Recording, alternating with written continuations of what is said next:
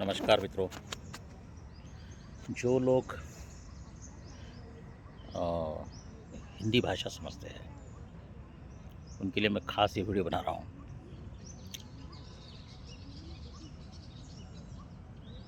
मनोविज्ञान ने बहुत बड़ी प्रगति कर ली है,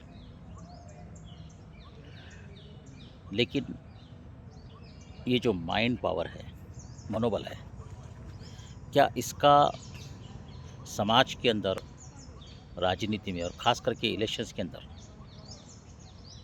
इसके जो नियम हैं, इसके जो गुणधर्म हैं, इसकी जो प्रॉपर्टीज़ है माइंड की, क्या उसका कोई संबंध है?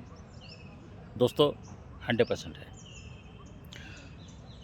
स्वामी विज्ञानानंद, जिन्होंने 5 पंतप्रधान, 2 राष्ट्रपति, 14 से ज़्यादा मुख्यमंत्री के माइंड का स्टडी किया है साइंटिफिकली 30 साल।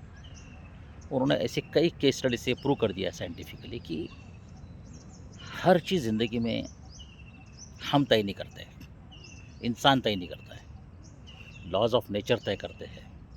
नेचर की शक्तियाँ जो होती है वो तय करती है, और इसमें 16 प्रकार की शक्तियाँ होती है। कभी कभी टाइम प्रतिकूल होता है आपको, कभी स्थल प्रतिकूल होता है, कभी लोग आपका एनवी करते हैं, मतलब आपका द्वेष मत्सर करते हैं। आपने कई निवडणूक इलेक्शन देखे होंगे कि भाई इसको हराना है, चाहे कोई भी जीते। इस तरह का एक कलेक्टिव कॉन्शियस बन जाता है, माइंड बन जाता है। तो कभी कभी एक नेता की इच्छा शक्ति उस सबके ऊपर हावी हो जाती है। कभी कभी ऐसा होता है कि एक वेव आती है, ज़बरदस्त हवा आ जाती है, कोई जीत जाता है। फिर तो कभी कभी संगठन की शक्ति से लोग जीत जाते हैं। तो स्वामी जी ने ये कहा कि वातावरण शक्ति होती है, सहकारी शक्ति होती है, संगठन शक्ति होती है, नेता की अपनी वेवलेंथ होती है, और इसके अंदर फिर कई सारे प्रोसेसेस है, लॉज है, और ये बड़ा बहुत दीर्घ अभ्यास का विषय है। लगभग 30 साल में मैंने इस पे जो काम किया है, तो मनोज जोशी, राणे, विलासराव देशमुख, नरेंद्र मोदी, प्रेसिडेंट प्रतिभाते पाटिल, इनके सारे केस स्टडीज़ मेरे वेबसाइट और गूगल के ऊपर है। और ये एक अभ्यास है और ये प्रयोग है।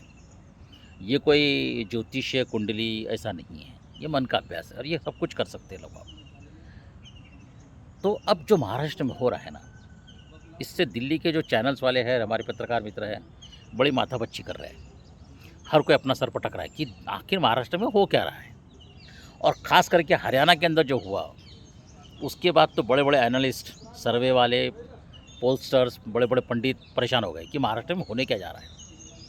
एक तो महाराष्ट्र की पहली इलेक्शन है कि 10-12 पार्टियां है, बंडखोर है, और न जाने कौन किसके साथ लड़ रहा है, और कौन अंदर से साथ दे रहा है, कौन पीछे से साथ दे रहा है, कौन किसके साथ जा रहा है। तो इतना क्योटिक सिचुएशन, मतलब इतना, क्या कहते हैं उसको, भगदड़ जिसको बोलते हैं आप, है ना, भगदड़ मच जाती है ना। ऐसे महाराष्ट्र की राजनीति में भगदड़ मच गई है, और लोगों को समझ में नहीं आ रहा है कि हो क्या रहा है। तो मेरा काम यह है कि लोगों के मन को क्लैरिटी लाना, मेंटल क्लैरिटी लाना। जैसे हम चीज़ों को छानते हैं ना, है ना, एक चालनी लगाते हैं, एक एक अप्लाई करते हैं कि भाई,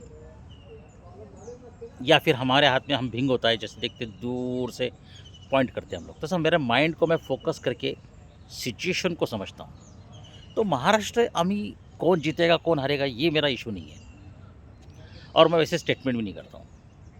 महाराष्ट्र में एक सिचुएशन जो है, हालात एक पैदा हो रहे हैं, और वो हालात जो है ना, उसका जो प्रिंसिपल है उसको कहते हैं सिंक्रोनिसिटी। अब सिंक्रोनिसिटी, गूगल पे जाइए आप, कार्ल जुंग नाम के साइकोलॉजिस्ट था, वो बहुत बड़ा ग्रेट साइंटिस्ट था, उसने इसके ऊपर काम किया है। उसके बाद बहुत सारे लोगों ने इस पर काम किया है। अब सिंक्रोनिसिटी का प्रिंसिपल क्या होता है कि नेचर में कई सारी ऐसी घटनाएं होती है, कई बार समाज में ऐसी घटना होती है जिसका एक में से कोई ताल्लुक नहीं होता है, कोई संबंध नहीं होता है, उसका कोई मतलब होता भी नहीं है, लेकिन उसका परिणाम एक ही होता है। हमारी ज़िंदगी में ऐसा होता है।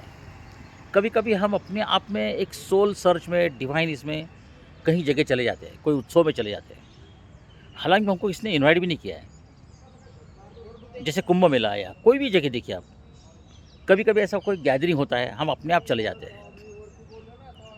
किसी की सभा होती है, हम अपने आप चले जाते हैं। कई बार हमारी ज़िंदगी में हम ऐसी चीज़ें करते हैं जिसका कोई मतलब नहीं होता है, लेकिन जब हम वो करते हैं तो उसका मतलब हमें समझ में आता है। सो सिंक्रोनिसिटी में होता क्या है कि मल्टीपल घटनाएँ घट रही है, उसका अपना कोई मतलब नहीं है, वजूद नहीं है, लेकिन उसका रिज़ल्ट जो है वो सेम है। अब ये बड़ा सुनने को अजीब लगेगा आपको। तो महाराष्ट्र में शरद पवार क्या कर रहे हैं, अजित पवार क्या कर रहे हैं, उद्धव ठाकरे क्या कर रहे हैं, ये सब कुछ चल रहा है। कॉन्स्टिट्यूंसी वाइज़ रिपोर्ट्स तो मैं पब्लिश कर रहा हूँ।